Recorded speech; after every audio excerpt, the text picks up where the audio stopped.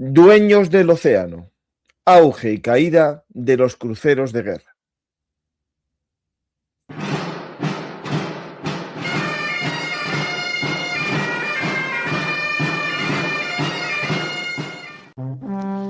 Armas, batallas y hombres que cambiaron el curso de la historia. Esto y mucho más en Bellum Artis Historia Militar.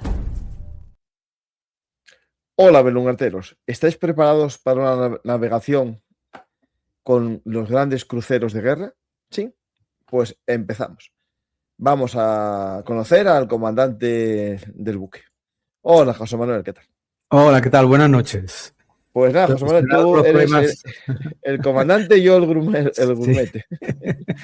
Muy bien, sí, aquí estamos de nuevo. Buenas noches a todos y nada, solucionados los problemas que hubo la otra ocasión, pues vamos a empezar a hablar de un poco de la historia de los cruceros. Efectivamente, el último libro que versa sobre los cruceros tipo Washington en particular, pero como, bueno, previamente hacemos una pequeña historia de la evolución de los cruceros de guerra, de los cruceros que intervinieron en las guerras mundiales hasta la Segunda Guerra Mundial.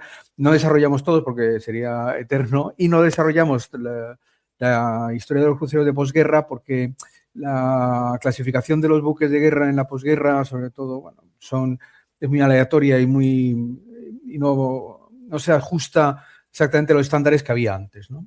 Entonces, pero importante, el título del libro, para que todo el mundo lo pueda buscar, se llama Gigantes de Acero, Antecedentes e Historia de los Cruceros tipo Washington. Pero lo más interesante es que hay un enlace de compra en la descripción, como todos los programas. Siempre hay un enlace de compra, si no lo queréis buscar en una librería y sois de esos de comprar en internet, a Amazon. Aunque yo siempre recomiendo en librerías. Pues, José Manuel, ¿empezamos la navegación? Sí. Nosotros hablamos hace ya unos meses del Tratado de Washington, que es el momento en el cual nacen precisamente los cruceros tipo Washington, que es sobre lo que versa básicamente el libro, ¿no? Pero, como he dicho antes, la historia de los cruceros se remonta, bueno, pues desde luego a más de un siglo antes. Primero lo que habría que definir sería lo que es un crucero de guerra. Es muy difícil definirlo y se podía entender que más bien que no es un crucero. No es un crucero no es ni un buque de línea, ahora comentaremos, ni un destructor. Entonces es una categoría intermedia, pero es una categoría muy heterogénea. Hay que tener presente que en la época de los navíos a vela, o sea, la época, sobre todo en el siglo XVIII, poco anterior, había dos grandes tipos de buques, ¿no? Los navíos de línea, que eran los que formaban la línea de batalla, porque entonces, como sabemos, las batallas de los buques de guerra se hacían en líneas paralelas normalmente, y que fue Nelson uno de los primeros en romper la línea, precisamente introduciendo esa nueva táctica, aunque ya lo había hecho antes Álvaro de Bazán. Entonces, los navíos de línea eran los navíos principales, los que formaban la flota de batalla. Y luego estaban los buques de crucero, que realizaban tareas pues como exploración, escolta de convoyes, ataque al tráfico enemigo, transporte, apoyo a desembarcos. Esos son los buques que se llamaban de crucero, no cruceros, sino buques de crucero, ¿vale? Entonces, esto es así durante todo el siglo XVIII. Normalmente los que hacían este tipo de misiones eran las fragatas, las corbetas, pero, en fin, la diferencia fundamental entre unos y otros era el número de puentes. Normalmente los navíos de línea tenían 2 puentes, 3 puentes, o incluso, como en el caso de la Santísima Trinidad español, 4 puentes que montaban la artillería. Aquí en Bellum Artis hay un par de programas sobre este tema, no me voy a extender más. ¿Esos buques de crucero qué era? ¿Porque cruzaban la línea o era por otra cosa? No, porque actuaban independiente de la flota realizando cruceros. Vale.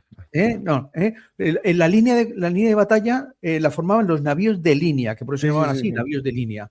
Y hasta Nelson prácticamente, los combates entre navíos de línea se hacían en líneas paralelas. Fue Nelson el que inició el que consiguió romper la línea en Trafalgar, aunque ya lo había intentado antes y tal. Bueno, en fin, es que esto sería... No, tengo un programa sobre el tema. No vale la pena, hay un programa, un par de ellos. Hay aquí uno de los navíos de línea, La edad de oro de los barcos de vela. Buques muy bonitos. Vale, entonces, como digo, las misiones de los buques de crucero eran muy variadas y desarrollaban ese tipo de buques, fragatas, corbetas. No obstante, cuando a partir de 1920 y 1930 se empieza a introducir el hierro en la construcción naval, ¿vale? Y el vapor como medio de propulsión de los buques. El vapor en estos primeros años del siglo XIX, perdón, los buques que utilizan este medio de propulsión eran los buques de ruedas de palas, ¿vale? Como no se había inventado todavía la hélice, se utilizaban los buques de ruedas de palas que eran, muy problemáticos de usar porque las ruedas ocupaban, si habían visto, mucho espacio y dejaba poco espacio para los cañones y además hacía los buques muy susceptibles al fuego enemigo, ¿no? Entonces se seguirían utilizando los grandes navíos de línea, las fragatas de línea, etcétera, etcétera. Fue en la Guerra Civil Americana, en la Guerra de Secesión, cuando primero se utiliza la expresión de crucero en un buque, que es el Wampanoag, que hay, la primera que tienes, ese es el Wampanoag, que es el primer buque que recibe el nombre de crucero.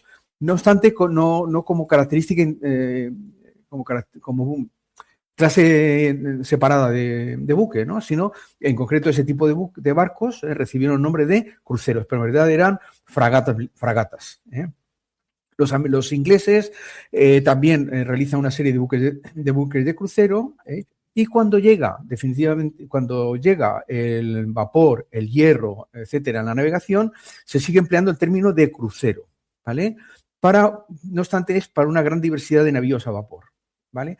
Hay que tener en cuenta que en aquel momento desaparecen, mejor dicho, los navíos de línea, porque al introducir el vapor e introducir el hierro, en los grandes navíos de línea de 3 puentes, de 2 puentes, no era dinámica, no daba resultado. Entonces, se crean lo que son las fragatas blindadas, que son que en verdad se llaman fragatas por la sencilla razón de que solo tienen un puente con artillería, pero de luego son muchísimo más grandes que los antiguos navíos de línea o que las fragatas. Y las fragatas que no están blindadas, ¿vale?, son las que se dedican a las tareas de crucero.